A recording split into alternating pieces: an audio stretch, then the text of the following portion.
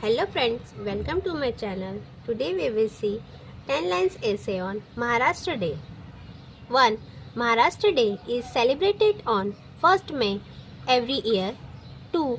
It marks the formation of the state of Maharashtra in 1960. 3. On this day, people remember the brave leaders who fought for the state. 4.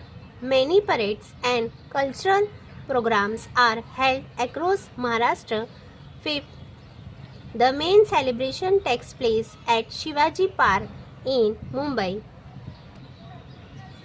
6. The state flag is hoisted and speeches are given. 7. Schools and offices in Maharashtra remain closed on this day. 8. People wear traditional clothes and show love for their state. 9th. It is a day of pride and happiness for all Maharashtrians. 10th. We all must respect and celebrate Maharashtra Day with joy. Thank you for watching my video. Like, share and subscribe my channel. Thank you.